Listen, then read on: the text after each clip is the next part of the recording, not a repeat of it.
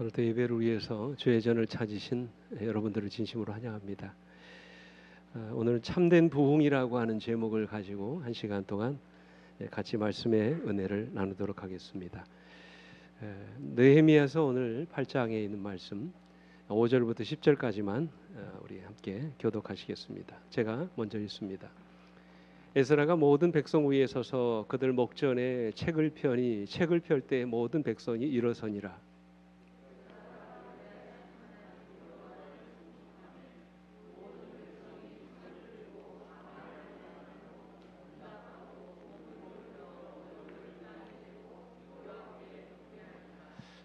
예수아와 바니와 세레베와 야민과 악굽과 사부대와 호디야와 마세야와 그리다와 아사랴와 요사밧과 하난과 블라야와 레위 사람들은 백성이 제자리에 서 있는 동안 그들에게 율법을 깨닫게 하였는데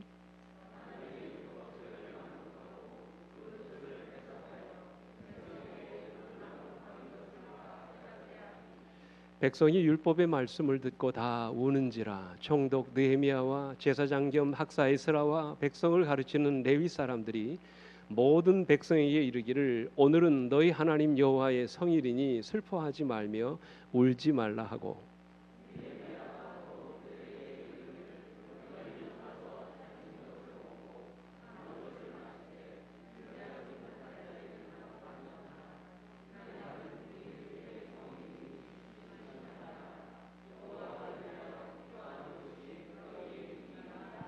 아멘. 여호와로 인하여 기뻐하는 것이 오늘 우리의 힘이라고 말씀을 하세요. 설교를 위해서 이 자리에 설 때마다 정말 두렵고 떨리는 마음으로 이 단에 섭니다. 오늘도 내가 기도하며 준비한 말씀들이 한 영혼을 죽이기도 하고 살리기도 한다는 생각을 하면 아무렇게나 이 준비해서 이 단에 설 수가 없습니다. 그래서 안식일 아침에는 다른 날보다 좀 더 서둘러서 제가 전해야 될 말씀들을 점검합니다. 한 구절 한 구절을 다시 읽고 또 읽어가면서 듣는 여러분들에게 더 은혜로운 말씀이 되도록 다듬고 또 다듬어 갑니다.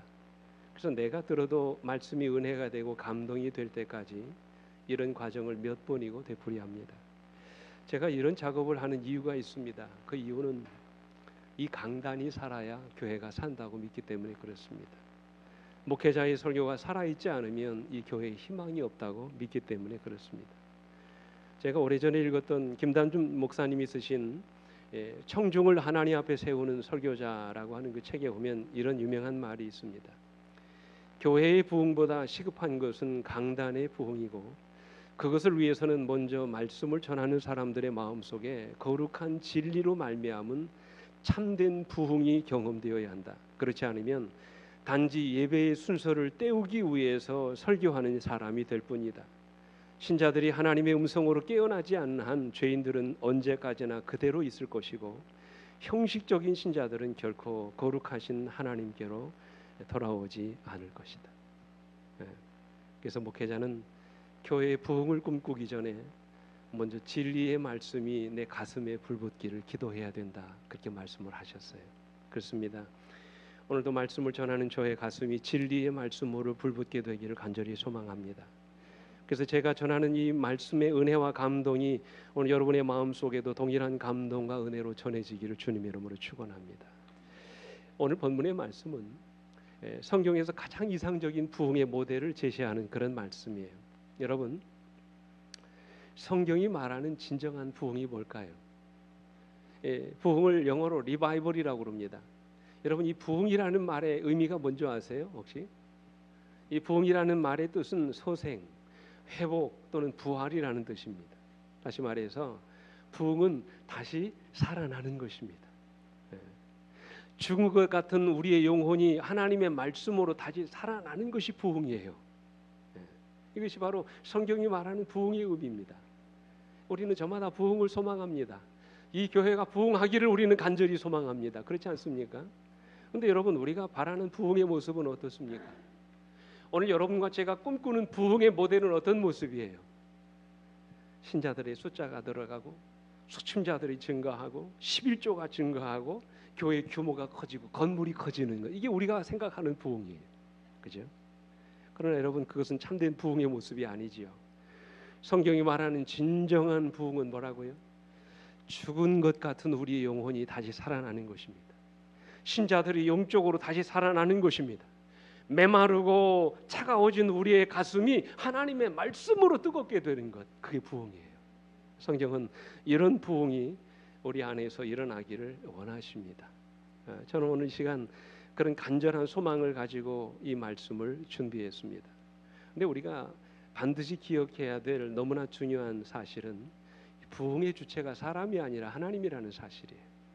사람이 부흥을 만들어가는 것이 아니라 하나님이 우리 자신에게 부흥을 경험하도록 역사하신다는 사실이에요. 근데 이 부흥의 과정 속에서 하나님이 반드시 사용하시는 하나의 요소가 있습니다. 여러분 그게 뭔지 아세요?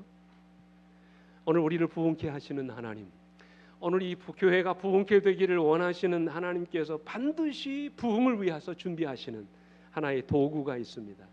그것이 바로 뭐냐면 하나님의 말씀입니다. 우리가 어떤 유형의 부흥을 경험하든지 우리가 경험하는 부흥의 자리에는 반드시 하나님의 말씀에 은혜와 감동이 있어야 된다는 것이지요. 그것이 성경이 말하는 진정한 부흥입니다. 제가 아는 한 집사님 가운데 5년 가까이 방황하며 신앙생활을 근근히 그야말로 이어가시던 한 집사님이 계십니다. 전화를 드리면 그분이 늘 그런 말씀을 하셨어요. 내가 왜 신앙을 해야 되는지 모르겠다고, 이렇게 신앙하는 것이 무슨 의미가 있는지 모르겠다고 오랫동안 고민하고 괴로워하셨습니다. 그야말로 영적으로 완전히 죽은 상태에 있었습니다. 매가리도 없고 힘도 없고 의욕도 없고 기쁨도 없었어요. 신앙을 하면 아무 감격도 없었습니다. 근데 어느 날 그 집사님을 만났는데 너무나 달라져 있는 것입니다. 얼마나 생기가 넘치고 목소리에 힘이 있든지 저는 너무나도 달라져 있는 그분의 모습을 보면서 도대체 무엇이 집사님을 이렇게 변하게 하셨냐고 제가 여쭤봤어요. 그랬더니 그분이 하시는 말씀이 자기가 다니는 교회에 한 집사님이 계시는데 그분이 얼마나 말씀을 사랑하시는지 모른다는 거예요. 그분과 함께 어느 순간부터 말씀을 묵상하는 경험을 하게 했는데 그 말씀이 자기 인생을 이렇게 변화시켰다는 것입니다. 말씀만 보면 위로를 받고 용기를 얻는다는 것입니다. 하나님의 말씀을 통해서 그의 삶의 문제들을 해결받고 이렇게 매갈이 없던 자기의 신앙이 이렇게 활기 있고 생동감 있는 신앙으로 변화되게 됐다, 그 얘기를 하셨어요. 여러분 무엇이 그를 변화시켰습니까? 하나님의 말씀이에요. 여러분 이것이 바로 부흥입니다. 그래서 진정한 부흥은 반드시 뭐를 통해서 와요? 말씀을 통해서 옵니다. 여러분도 이런 부흥을 경험하고 싶지 않으십니까? 하나님은 하나님의 말씀이 우리의 죽은 것 같은 영혼을 치료하고 다시 살아나게 하는 그런 역사를 경험하게 하신다고 말씀을 하세요. 오늘 이 자리에 있는 여러분 모두가 다 주님이 주시는 말씀 속에서 그런 놀라운 부흥을 경험하는 시간이 되기를 간절히 바랍니다. 주님은 요한복음에서 이렇게 말씀하셨어요. 살리는 것은 영이니 육은 무익하니라. 내가 너희에게 이른 말은 영이요 생명이라고 말씀하셨어요. 그러니까 하나님의 말씀이 우리에게 뭐를 준다고요? 생명을 주는 것이라고 말씀하세요. 실제로 요한복음 5장 25절에 이렇게 말씀하셨어요. 진실로 진실로 너에게 이르노니 죽은 자들이 하나님의 아들의 음성을 들을 때가 오나니 곧 이때라. 듣는 자는 살아나리라 그랬어요. 여러분 이것은 예수님 재림하실 때만 일어나는 사건이 아닙니다. 오늘 이 시간에도 하나님의 말씀을 듣는 여러분과 저의 영혼이 하나님이 주시는 말씀을 통하여 다시 소생하는 줄 믿습니다. 말씀을 통한 부흥, 바로 이것이 성경이 말씀하시는 참된 부흥의 모습입니다. 그렇다면 우리가 어떻게 이런 부흥을 경험할 수 있을까요? 다시 말하면 우리가 어떻게 하면 살아 역사하는 살아있는 생동감 있는 그런 그리스도인이 될 수 있을까요? 첫째로 우리가 이런 부흥을 경험하려면 말씀에 대한 목마름이 있어야 합니다. 하나님의 말씀을 듣고자 하는 갈급한 심령이 오늘 우리 마음속에 있어야 한다는 말씀이에요. 마치 사슴이 시냇물을 찾기에 갈급한 것처럼 오늘 우리의 영혼이 주님의 말씀을 그렇게 갈급해야 된다는 말씀이에요. 그저 하나님의 말씀을 듣고 싶어지고 오늘은 하나님이 나에게 어떤 말씀을 주실지 말씀에 대한 기대와 갈급한 마음을 가지고 이 자리에 나오셔야 된다는 그런 말씀이에요. 바로 이것이 부흥의 시발점입니다. 가장 중요한 것이에요. 오늘 여러분 1절 말씀을 보십시오. 제가 읽지는 않았습니다만 느헤미야 8장 1절에 보시면 이스라엘 자손이 자기들의 성읍에 거주하였더니 일곱째 달에 이르러 모든 백성이 일제히 수문화 광장에 모여 학사 에스라에게 여호와께서 이스라엘에게 명령하신 모세의 율법책을 가져오기를 청하매 그랬어요. 여러분 누가 그렇게 했다고 그랬습니까? 누가 그렇게 요청했다고 그랬습니까? 이스라엘 자손들이 그렇게 했다고 말씀을 하셨어요. 모든 백성들이 일제히 수문화 광장에 모여서 학사 에스라에게 여호와께서 이스라엘 민족에게 주신 여호와의 말씀을 좀 가르쳐 달라고 요청하고 있는 것입니다. 다시 말해서 그들이 지금 자진해서 하나님의 말씀을 들려달라고 요청하고 있는 것입니다. 여기서 우리는 하나님의 말씀을 사모하는 그들의 갈급함을 보게 됩니다. 여러분 이 말씀을 하게 된 배경이 있습니다. 여러분 그동안 그들이 무슨 일을 했습니까? 앞장에 보시면 그들이 한 일이 뭐예요? 그들은 느헤미야의 지도로 52일 동안 극도의 긴장과 불안감 속에서 하루도 쉬지 않고 교대 근무를 해가면서 예루살렘 성전을 다시 건축했습니다. 한 손에는 무기를 들고 한 손에는 연장을 들면서 참으로 힘겹게 고생하면서 예루살렘 성의 무너진 곳들을 다 재건했습니다. 그리고 7장에 보면 무너진 성벽에 문짝을 달고 문지기와 노래하는 자들과 레위인들을 세우고 예루살렘을 다스릴 지도자들을 다 세웠다고 그랬습니다. 그리고 이제 포로에서 돌아온 이스라엘 민족들이 각 지파를 따라 예루살렘 성에 거주하게 되었다고 말씀을 하셨어요. 자, 질문 드립니다. 그렇다면 지금 그들에게 무엇이 필요하겠습니까? 지금 이 순간에 그들에게 필요한 것이 무엇이겠습니까? 52일 동안 죽어라고 성을 건축했습니다. 죽도록 일한 것입니다. 극도의 불안감 속에서 그들은 날마다 손에 연장과 무기를 들고 힘을 써서 예루살렘 성벽을 재건했습니다. 그렇다면 그들에게 무엇이 필요할까요? 휴식이 아니겠습니까? 그동안의 피로를 풀고 쉴 수 있는 쉼의 시간이 그들에게 필요하지 않을까요? 쉴 수 없다면 최소한 그들이 다시 세워진 예루살렘 성을 바라보면서 서로의 노고를 칭찬해주고 용기를 주는 아마 큰 잔치를 벌이는 것이 마땅합니다. 근데 오늘 그들이 뭐를 요청하고 있습니까? 그들은 축제를 요청한 것이 아니에요. 잔치를 벌려달라고 요청한 것이 아니었습니다. 그저 놀고 먹고 즐기자고 하는 것이 아니었어요. 그들이 간절히 열망했던 것은 하나님의 말씀을 듣기를 원했던 것입니다. 그러니 빨리 하나님의 말씀을 들려달라는 것입니다. 여러분 이것은 무엇을 의미합니까? 그들이 얼마나 하나님의 말씀에 목말라 있었는지를 보여주시는 말씀이에요. 그래서 2절로 3절에 보면 이렇게 말씀하세요. 일곱째 달 초하루에 제사장 에스라가 율법책을 가지고 회중 앞 곧 남자나 여자나 알아들을 만한 모든 사람 앞에 이르러 수문화 광장에서 보세요. 새벽부터 언제까지요? 정오까지 남자나 여자나 알아들을 만한 모든 사람 앞에서 읽음에 뭇 백성이 그 율법책에 뭐 했다고요? 귀를 기울였다 그랬어요. 여러분 언제부터 언제까지요? 예, 보세요. 성경에 언제부터 언제까지라고 그랬습니까? 새벽부터 언제까지요? 정오까지. 성경에서 새벽은 언제일까요? 6시입니다. 정오가 언제입니까? 정오가 언제입니까? 오늘날로 12시입니다. 6시부터 12시니까 몇 시간을요? 6시간을 하나님의 말씀을 들었다는 것이에요. 설교한 것이 아닙니다. 모든 사람 앞에서 그저 읽기만 했다고 그랬습니다. 제가 전하는 설교처럼 예화를 집어넣고 듣기 좋은 말로 풀어서 들려준 것이 아닙니다. 오로지 그들 앞에 뭐만 읽었다고 말씀하셨어요? 말씀만 읽었다고 그랬습니다. 그럼에도 모든 백성들이 에스라가 들려주시는 하나님의 말씀에 뭐 했다고요? 귀를 기울였다 그랬어요. 그러니까 여러분 이것은 무엇을 의미합니까? 모든 백성들이 하나님의 말씀을 아주 열렬하게 갈급했던 것입니다. 아마 제가 어느 안식일 택해서 여러분 무시해서 하는 말씀이 아닙니다. 6시간 동안 성경 말씀만 읽는다면 어떻게 될까요? 길게도 아닙니다. 안식일학교 시간부터 대예배 시간까지 설교하지 않고 그저 말씀만 펴서 읽는다면 어떻게 되겠습니까? 아마 가만히 있지 못하실걸요. 1시간이 지나면 일어서고 난리가 날 것입니다. 30-40분 설교를 해도 12시가 되면 표정이 바뀌고 뭔가 분위기가 달라지는데 여러분 보세요. 6시간 동안 제가 말씀을 읽는다고 생각을 해보십시오. 이렇다 앉았다 난리가 날 것입니다. 그런데 그들은 어떻게 했습니까? 그들은 한 사람도 움직이지 않고 오로지 말씀만 들었다고 그랬어요. 그것도 모자라서 13절에 보십시오.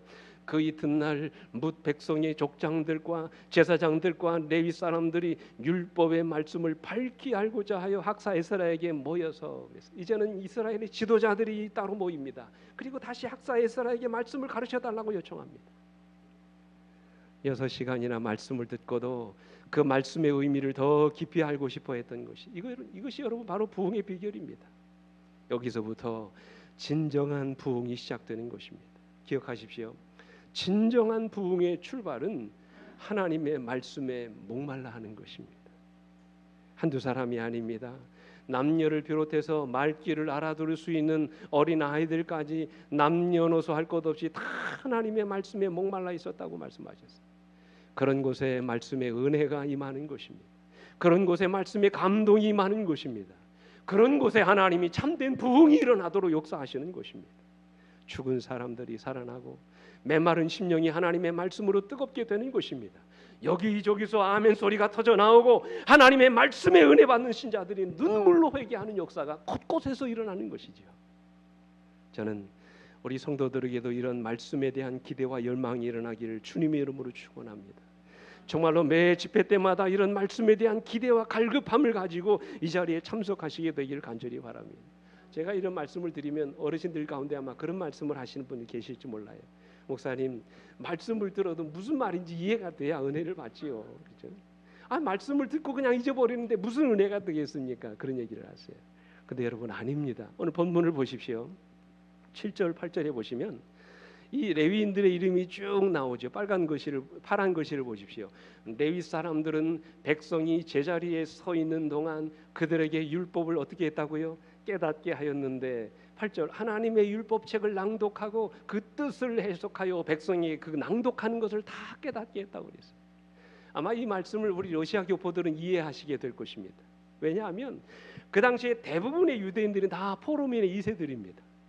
거의 대부분의 시간을 어디서 보냈어요? 바벨론에서 보내고 온 사람들입니다. 그렇기 때문에 그들은 유대인들이 즐겨 사용하던 히브리어를 잘 알지 못했습니다. 그래서 에스라가 율법책을 낭독해 주면 그 의미를 몰라서 레위인들이 중간중간에 끼어가지고 그 말씀의 은혜를 다시 해석해 주어야 했던 것입니다. 이런 번거로운 과정을 거쳐가면서 그들이 하나님의 말씀을 이해할 수 있게 되었던 것입니다. 그러나 그들은 전혀 개의치 않았어요. 오로지 하나님의 말씀을 듣는 일에만 집중했다고 말씀하셨어요. 그만큼 그들이 하나님의 말씀에 뭐 했던 것입니까? 목말라 있었던 것입니다. 그런 그들에게 하나님께서 뭐 하신 거예요? 부흥이 일어나도록 역사하신 것입니다. 오래전에 한 번은 저희 같은 사역을 하는 친구가 외국 여행을 가면서 그 집의 아들을 저희 집에 맡긴 적이 있습니다.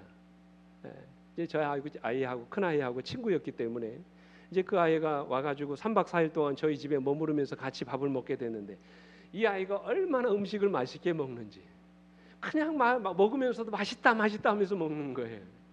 그러니까 아이가 집에서 그렇게 음식을 맛있게 먹었을 텐데도 그냥 집에 와가지고 그냥 맛있다고 하는 거예요. 그 배부르게 먹고 나서 일어나면서 사모님 다음 끼는 메뉴가 뭐예요? 그렇게도 모르는 음식에 관심을 보이는 것입니다. 그리고 뭐를 주든지 그냥 맛있게 먹는 거예요. 감사합니다. 맛있게 먹었습니다. 진짜 맛있다 그러는 거예요. 그러니까 우리 집사람이 신이 났습니다. 물론 남의 집 아이 데려가가지고 더 음식에 신경을 쓴 것도 사실이지만 우리 가족은 반응이었거든요. 무슨 음식을 주든지 그냥 먹지 뭐 맛있다고 안 먹습니다. 근데 이 아이가 와가지고 음식을 먹는데 맛있다 사모님 감사합니다. 맛있게 먹었습니다. 그러니까 안 나오던 음식이 막 나오기 시작합니다. 그 모습을 보면서 제가 한 가지 깨달은 것이 있어요. 음식도 먹는 사람이 반응하니까 음식하는 사람이 흥이 나더라고요. 여러분 설교도 마찬가지라고 생각합니다. 설교를 해도 반응이 없으면 힘이 빠집니다. 말씀을 들어도 아멘이 없고 그저 바닥만 쳐다보고 핸드폰이나 만지작거리고 있으면 내가 뭐하러 이 자리에 올라왔는가. 어느 때는 벽을 쳐다보고 설교하는 것 같아요. 도대체 내가 왜 이 자리에 올라왔는지 회의가 될 때가 있습니다. 설교할 마음이 나지 않습니다. 근데 어느 때는 눈망울이 초롱초롱해지면서 모든 성도들이 말씀을 듣고 은혜 받는 모습을 보면 힘이 납니다. 말씀이 끝날 때마다 아멘 소리가 나오고 그래야지 그렇게 살기를 원합니다. 막 추임새가 나오고 그러면요 감동이 느껴집니다. 그렇습니다. 여러분 기억하십시오. 영감적인 설교자는 청중이 만드는 것이에요. 여러분이 말씀에 어떻게 반응하느냐에 따라 설교자가 변하는 것입니다. 그런 날은 빨리 가서 설교 준비하고 싶어요. 다음 설교를 어떤 말씀을 준비할지 마음에 흥이 생기기 시작합니다. 여러분, 이것이 설교자의 마음이에요. 사랑하는 성도 여러분, 참된 부흥을 경험하기를 원하십니까? 먼저 말씀에 대한 갈급한 마음을 갖게 되시길 간절히 바랍니다. 하나님의 말씀을 간절히 사모하는 마음이 여러분과 저의 마음 가운데 있게 되길 간절히 바랍니다. 하나님의 말씀을 우리가 다 이해하고 기억할 수는 없지만 맛있게 먹은 음식이 우리 몸에 양분을 공급하는 것처럼 은혜롭게 들은 말씀이 우리 영혼의 양식이 되고 생명이 되는 것입니다. 그래야 우리의 죽은 영혼이 다시 살아나는 참된 부흥을 경험하게 되는 것입니다. 둘째로, 우리가 참된 부흥을 경험하려면 말씀에 대한 경외심을 가지셔야 돼요. 여러분, 누군가 그런 말을 했습니다. 그 교회의 영성을 보려면 그 교회의 신자들이 하나님의 말씀을 듣는 태도를 봐라 그랬어요. 그 사람이 얼마나 영적으로 건강한 사람인지, 그 교회가 얼마나 영적으로 건강한 교회인지를 보려면 이 설교 시간에 그 설교를 듣는 교회의 신자들의 자세를 보면 안다고 그랬어요. 저는 이 말씀이 맞다고 생각합니다. 영적으로 살아있는 신자들은 말씀을 듣는 자세가 다릅니다. 5절 6절을 보십시오. 그들이 어떻게 들었는지. 에스라가 모든 백성 위에 서서 그들 목전에 책을 펴니 책을 펼 때에 모든 백성이 뭐하니라? 일어서니라. 여러분, 일어선다는 말은 어떤 의미입니까? 말씀 앞에 뭐를 표하는 거예요? 경외감을 갖는 것입니다. 최고의 경외심을 갖는 것이에요. 그의 입을 통해서 나오는 모든 말씀을 다 하나님이 주시는 말씀으로 받아들인다는 것이에요. 그래서 그들이 그 자리에서 안 일어섰던 것입니다. 우리가 어떻게 하나님이 말씀하시는데 그 자리에 가만히 있어서 말씀을 들을 수 있겠느냐는 말이지요. 하나님의 말씀에 대한 뭐가 있어요? 경외심이 그들 마음 가운데 있었던 것입니다. 오늘 여러분은 어떻게 생각하십니까? 매 시간마다 주어지는 이 말씀, 비록 목회자의 입을 통해서 주시는 말씀이지만 이 말씀이 하나님이 주시는 말씀이라고 여러분 믿으십니까? 그런 마음이 우리에게 있어야 된다는 것이지요. 제가 존경하고 이게 자주 읽는 책 가운데 조지 윗필드라고 하는 이 사람이 있습니다. 이분은 18세기 영국의 신학자이자 아주 유명한 설교자였어요. 이분이 설교를 하는데 영감적인 설교를 하시는데도 앞에서 조는 분들이 계시대요. 그래서 그분이 그런 말씀을 하셨답니다. 만약에 내가 하는 설교가 윗필드 내 자신의 말이라면 주무셔도 좋습니다. 그러나 제가 전하는 말이 진정 하나님의 말씀이라고 믿으신다면 절대로 졸아서는 안 됩니다. 하나님의 말씀으로 들으십시오. 말씀하셨. 그날 그들은 일생일대에 가장 큰 은혜를 받았다고. 오늘 여러분은 어떤 마음으로 하나님의 말씀을 받으십니까? 이 설교를 진정 사람의 말이 아니라 하나님의 말씀으로 들으십니까? 여러분, 그러셔야 합니다. 그때 하나님의 말씀이 우리 안에 역사하시는 것입니다. 사도 바울이 말씀하셨어요. 우리 같이 한번 읽어볼까요? 데살로니가전서 2장 13절 말씀 시작. 이러므로 우리가 하나님께 끊임없이 감사함은 너희가 우리에게 들은 바 하나님의 말씀을 받을 때 사람의 말로 받지 아니하고 하나님의 말씀으로 받음이니 진실로 그러하도다. 이 말씀이 또한 너희 믿는 자 가운데서 역사하느니라. 여러분, 언제 하나님의 말씀이 우리 속에 역사한다고요? 사람의 말이 아닌 하나님의 말씀으로 받을 때예요. 종종 말씀을 마치고 저 뒤에 가서 인사를 할 때 어떤 분이 그러시면 목사님 은혜 받았습니다 그러시면서 오늘 말씀 꼭 저들으라고 하신 것 같아 그러시는데 아닙니다. 여러분, 나를 통해서 누가 하시는 거예요? 하나님이 말씀하시는 거예요. 모든 이스라엘 백성들이 주시는 말씀을 뭘로 받았어요? 하나님이 주시는 말씀으로 받았어요. 뿐만 아니라 이스라엘 백성들은 하나님이 말씀이 끝날 때마다 어떻게 했습니까? 침묵하지 않았습니다. 뭐라고 했다고 그랬습니까? 아멘, 아멘 응답했다고 그랬어요. 여러분, 아멘이 무슨 뜻입니까? 하나님 말씀은 진리입니다. 그 말씀은 맞습니다. 내가 그 말씀대로 살기를 원합니다. 그 말씀대로 내 삶에 그대로 이루어지기를 원합니다. 그런 고백이에요. 하나님의 말씀의 권위를 존중하고 그 말씀 앞에 내 자신을 완전히 굴복시키는 것을 의미합니다. 그러면 여러분, 우리가 하나님의 말씀을 받을 때 아멘으로 응답하는 것은 당연한 일이에요. 영감에 그래서 선지자가 말씀하셨어요. 비록 우리 모두가 말씀과 교리에 있어서 목사로 부름을 받지는 않았지만 보세요. 우리는 냉담하고 반응이 없는 청취자가 되어서는 안 된다. 고대 히브리인들에게 하나님의 말씀이 선포될 때 주께서는 모세에게 모든 백성은 아멘 할지어다라고 이르셨다. 그들의 열정적인 반응은 그들이 말씀을 이해하고 관심이 있다는 증거로 요구되었다 말씀하셨어요. 저는 여러분들이 하나님의 말씀을 받으실 때 아무런 반응도 받지 못한 청중들처럼 이 자리에 앉아있지 않게 되기를 간절히 바랍니다. 받은 바 은혜를 따라 아멘으로 하나님께 여러분의 믿음을 고백하시게 되기를 간절히 바랍니다. 말씀대로 살겠다는 거룩한 결심이 이 말씀을 들으시는 여러분과 저의 심령 가운데서 불붙어 일어나게 되기를 간절히 바랍니다. 중요한 것은 말씀에 반응해야 된다는 것이지요. 여러분 이스라엘 백성들을 보십시오. 얼마나 그들이 말씀에 공감하고 그 말씀 앞에 순복하기를 원했는지 아멘 아멘 하면서 그들이 뭐를 들었다고요? 손을 들었다고 그랬어요. 종종 그러지 않아요? 손을 들면서 아멘 합니다. 이 손을 들었다는 말이 무슨 뜻입니까? 말씀 앞에 내 자신을 굴복한다는 말이지요. 하나님의 말씀 앞에 완전히 자신을 승복하는 것입니다. 그 말씀대로 살아가겠다는 거룩한 고백인 것입니다. 사랑하는 성도 여러분, 이 얼마나 감동적인 모습입니까? 오늘 여러분은 어떤 모습으로 하나님의 말씀을 듣고 계십니까? 하나님의 말씀 앞에 정말로 아멘으로 응답하고 계십니까? 하나님이 주시는 말씀의 권위를 존중하고 그 말씀 앞에 여러분 자신을 온전히 굴복하십니까? 오늘 그때 죽은 것 같은 자에게 하나님이 말씀으로 역사하시는 것입니다. 그때 죽은 것 같은 우리 영혼이 말씀으로 다시 사는 부흥을 경험하게 하시는 것입니다. 오늘 이런 부흥을 여러분과 저의 삶 가운데 매 예배 시간마다 우리 모두가 함께 경험하시게 되기를 간절히 바랍니다. 마지막으로 우리가 참된 부흥을 경험하려면 하나님이 주시는 말씀에 이제는 우리가 결단하셔야 합니다.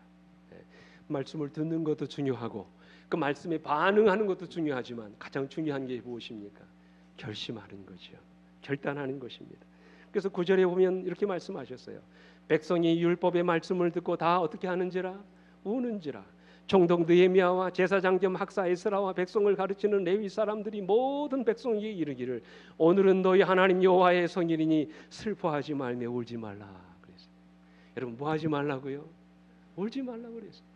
얼마나 많은 사람들이 말씀을 들으면서 훌쩍거리고 눈물을 흘리면서 우는지 오늘은 제발 울지 말라고 말씀하시죠. 하나님의 말씀이 그들의 잠자던 영혼을 흔들어 깨우기 시작했던 것입니다. 그래서 그들이 하나님의 말씀을 들을 때 자신들의 죄를 깨닫고 하나님 앞에서 눈물로 회개했던 것입니다. 그런 의미에서 우리도 말씀을 들을 때 자주 우셔야 합니다. 그죠? 하나님 앞에서 그 말씀대로 살지 못한 내 자신의 모습을 발견할 때마다 우리는 자주 그분의 말씀 앞에 가슴을 치며 울어야 합니다. 하나님이 오늘 또 나에게 말씀을 주시고 내 마음을 감동케 하실 때마다 우리는 그렇게 살지 못한 우리 자신의 모습을 회개하고 때로는 눈물로 회개하는 그런 놀라운 경험이 우리에게 있어야 합니다. 근데 여러분 이스라엘 백성들은 그저 울고만 만 것이 아니에요. 그들은 울고만 있었던 것이 아니라 하나님의 말씀 앞에 눈물로 고백했던 그들의 삶이 놀랍게 회심을 경험하는 모습으로 바뀌어지는 것을 봅니다. 받은 바 은혜대로 그들이 이제 하나님 앞에 순종하는 모습을 우리가 보는 것을 보게 됩니다. 이 9장에 보시면 이렇게 말씀하셨어요. 느헤미야 9장 1절로 2절 보십시오.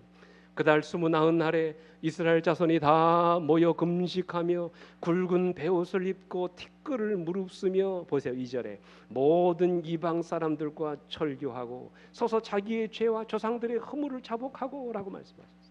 무슨 말입니까? 과거의 잘못된 생활로부터 철저하게 돌아서는 과감한 결단이 그들의 삶 속에 나타나고 있는 모습을 봅니다. 하나님의 말씀 앞에서 잘못된 그들의 삶을 청산하고 이제는 하나님의 주신 말씀대로 살기로 그들이 결심했던 것입니다.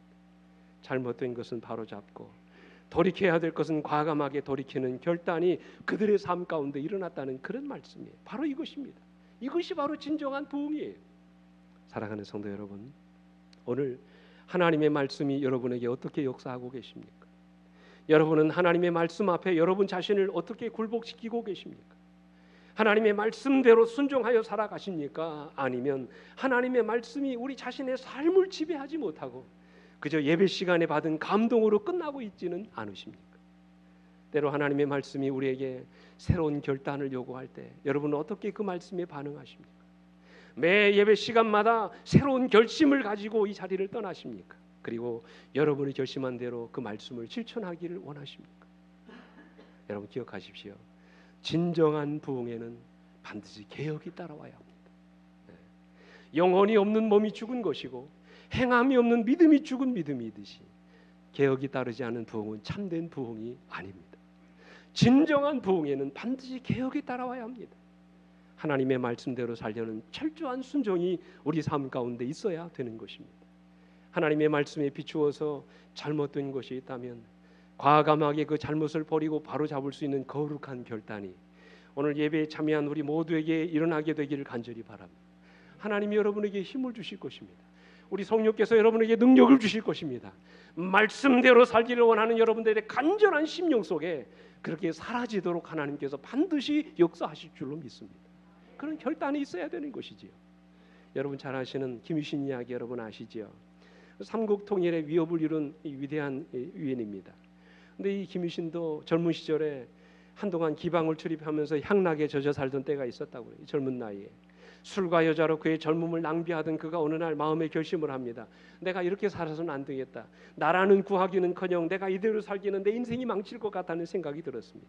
그래서 그날부터 그는 결심을 하고 기방 출입을 끊었습니다. 그리고는 나가서 이제 고된 훈련을 마치고 집으로 돌아오는데 얼마나 피곤한지 마루 위에서 이 사람이 잤어요. 꼬박꼬박 졸았습니다. 그리고는 눈을 떠보니 김유신 장군이 늘 가던 그 기방 앞에 이 말이 서 있더라는 거예요. 여러분 그 자리에서 이 김유신이 어떻게 했습니까? 그 자리에서 김유신이 이렇게 했다고 그래요. 다시는 자신을 방탕한 길로 돌아가지 않도록 하기 위해서 그 자리에서 말에 뭐를 했다고요? 목을 쳐버렸다고 했어요. 과감한 결단, 철저한 순종이에요. 영감이 그는 이렇게 말씀하세요. 죄악으로 인도하고 그리스도께 욕을 드리는 모든 습관이나 행위는 어떠한 희생을 하더라도 반드시 버려야 한다. 영원한 의의 원칙들을 범하는 그 어떠한 사람에게도 하늘의 축복은 함께할 수 없다. 마음속에 품은 한 가지 죄는 품성을 타락시키고 다른 사람들을 그릇된 길로 인도하기에 넉넉하다고 했어요. 그래서 주님은 심지어 어떤 말씀을 하셨어요? 마가복음 9장에 보면 만일 내 손이 너를 범죄하게 하거든 뭐 하라고요? 찍어버리라고 그랬어요. 내 발이 너를 범죄하게 하거든 뭐 하라고요? 찍어내버리라고 말씀하셨어요. 차라리 불구자로 천국에 들어가는 것이 온 몸을 가지고 지옥불에 들어가는 것보다 더 낫다고 말씀을 하셨어요. 그러면서 이어지는 말씀에 이렇게 말씀하세요.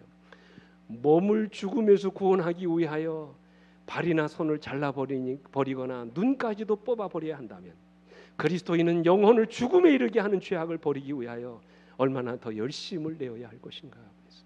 사랑하는 성도 여러분, 우리를 죽음에 이르게 하는 죄악들이 얼마나 많습니까? 여러분은 그런 문제들 앞에서 어떻게 결단하고 살아가십니까? 혹시라도 그런 죄악들을 그대로 품은 채 살아가고 계시지는 않습니까? 변화를 원하면서도 어쩔 수 없는 우리 육신의 연약함 앞에서 우리는 나약한 모습을 그대로 끌어안고 살아가고 있지는 않으십니까? 오늘 이 시간 성령께서 우리 모두에게 새롭게 결단할 수 있는 믿음을 허락해 주시기를 간절히 바랍니다. 그리고 우리가 결단한 대로 살아갈 수 있도록 용기와 힘을 허락해 주시기를 간절히 바랍니다. 내가 그 힘으로 할 수 없다면 하나님의 능력을 구하고 성령이 주시는 힘에 의지하여 새롭게 살아가시는 여러분과 제가 되기를 간절히 바랍니다. 한 이야기를 드리고 말씀을 마칠게요. 아주 유명한 이야기입니다. 혹시 여러분 들으신 분 계실지 모르겠어요. 한 번은 어렸을 때부터 신앙을 하던 한 젊은이가 스스로 끊지 못하는 이 담배로 인해서 고민하고 어려워하고 있었는데 한 번은 가다가 길 모퉁이에서 목사님을 마주쳤어요. 그리고는 목사님 안녕하세요. 나이 드신 목사님에게 인사를 하는데 그만 윗주머니에 있던 그 담배값이 똑 떨어졌다는 거예요. 얼마나 부끄럽고 창피하든지. 그래가지고 죽을 생각도 못하고 그냥 손상같이 도망쳤다는 거예요. 그리고는 그 골목길을 벗어나면서 젊은이가 그렇게 결단했답니다. 하나님, 담배를 끊지 못해 목사님 앞에서 오늘 참 창피를 당했습니다. 제가 간절히 바라는 것은 나 혼자뿐만 아니라 이 땅의 많은 젊은이들이 담배를 끊을 수 있도록 제가 어떤 역할을 좀 감당하기를 원합니다. 하나님 지혜를 주십시오. 이 말씀대로 살게 해주십시오. 그렇게 결단했답니다. 그 후에 그가 나중에 뭐를 세웠냐면 은단 공장을 세웠습니다. 사람들의 건강을 돕기 위해서 비타민 C도 개발했습니다. 여러분 바로 그 사람이 누구예요? 고려은단의 창업주인 조규철 회장입니다. 그리고 이 사람이 은단 장사를 해가지고 큰 돈을 벌었어요. 그리고는 자신에게 베푸는 은혜가 너무 큰 거예요. 새 삶을 살게 하시고 이렇게 부자가 되게 하시는 하나님의 은혜가 너무 감사했습니다. 어떻게 하면 하나님을 자랑할까? 어떻게 하면 나에게 베풀어 주신 하나님의 은혜에 보답할까? 생각을 하다가 전국을 돌아다니면서 사람들 앞에 그 사람 말이 그거예요. 하나님은 나를 사랑하십니다. 이렇게 고백하고 싶었대요. 근데 어떻게 전국을 다 돌아다니면서 그렇게 할 수 없잖아요. 아이디어를 내다가 이분이 어떤 생각을 했냐면 이런 생각을 했답니다. 큰 돈을 들여가지고 높은 언덕이나 사람들이 모여드는 길목마다 이렇게 큰 광고판을 세웠습니다. 그리고 그 광고판에다가 뭐라고 했어요? Jesus love you. 밑에 뭡니까? 고려음단. 네. 예수님은 당신을 사랑합니다. 그 뒤로 전국 어디서든지 Jesus love you, 하나님은 여러분을 사랑하십니다라는 광고판을 볼 수 있게 되었다고. 보세요 여러분, 한 사람의 결단이 이런 놀라운 역사를 일으킨 것입니다. 저는 이 간판을 볼 때마다 마음에 새로운 도전과 감동을 받습니다. 기억하십시오. 중요한 사실은 우리가 하나님의 말씀 앞에서 결단하지 않으면 우리 안에서 그 어떤 역사도 일어나지 않는다는 사실이에요. 그저 우리가 말씀을 듣는 것으로만 끝난다면 그 말씀이 결코 우리 삶을 변화시키지 않는다는 사실이에요. 그저 우리가 이 시간에 받은 은혜로만 끝이 난다면 우리 신앙이 결코 우리를 새롭게 할 수 없다는 사실이에요. 그러므로 우리는 말씀을 들을 때마다 결단하셔야 돼요. 주님, 그리고 기도하십시오. 내가 결단한 대로 살기를 원합니다. 내 힘이 연약하고 육신이 부족하지만 하나님 주시는 말씀 앞에 내가 새롭게 살기를 원합니다. 그러니 하나님, 나에게 능력을 주십시오. 나에게 힘을 주십시오. 과감하게 돌이킬 수 있는 능력을 나에게 주십시오. 하나님의 능력을 구하십시오. 그때마다 하나님이 우리에게 결단할 수 있는 힘을 주시고 새롭게 살아갈 수 있는 능력을 부어주시는 것입니다. 그래서 하나님의 말씀이 내 삶이 되고 나의 생각이 되고 내 인생을 지배하게 되는 것입니다. 여러분, 이게 바로 부흥이에요. 저는 이제 말씀을 마치면서 오늘 여러분의 삶 속에서 이런 부흥을 날마다 경험하시게 되길 간절히 바랍니다. 말씀 앞에 새롭게 결단하는 여러분의 심령 속에 그렇게 사라지도록 역사하시는 하나님의 특별한 성령의 능력과 은혜가 부어지게 되기를 간절히 바라면서 오늘 말씀을 마치도록 하겠습니다. 우리 함께 일어나셔서 찬양합니다.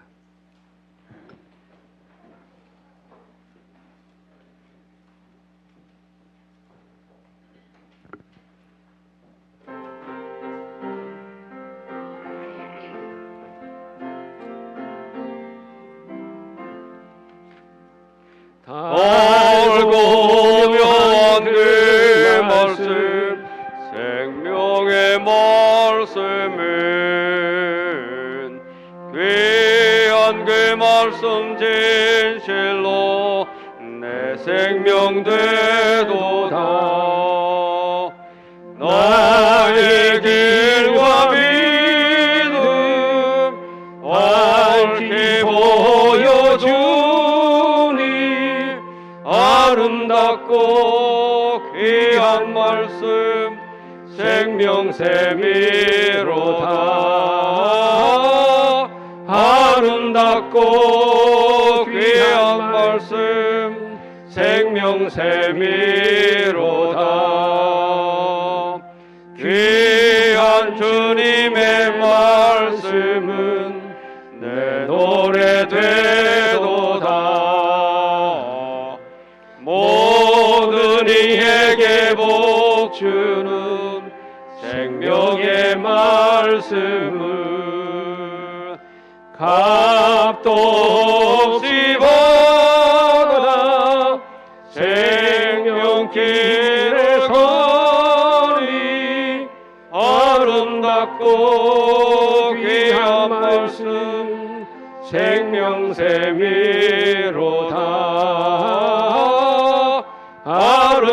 아름답고 귀한 말씀 생명샘이로다. 널리 울리고 퍼지는 생명의 말씀은 마음의 용서와 평안을 골고루 주나니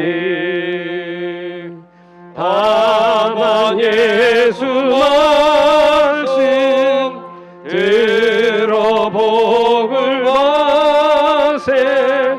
아름답고 귀한 말씀 생명샘이로다. 아름답고 귀한 말씀 생명샘이로다. 아버지, 오늘도 이 시간 말씀 앞에 우리가 새롭게 결단하게 하셔서 감사합니다. 주님, 이 시간 간절히 소망합니다. 우리 속에서부터 근원적인 참된 부흥의 역사가 일어나기를 아버지 원합니다. 말씀 앞에 우리 자신들을 비춰보고 진정 그 말씀대로 살지 못한 우리 자신을 회개할 뿐만 아니라 회개한 우리가 과감하게 돌이켜서 그 말씀대로 살아갈 수 있는 힘을 이 시간 부여받기를 아버지 원합니다.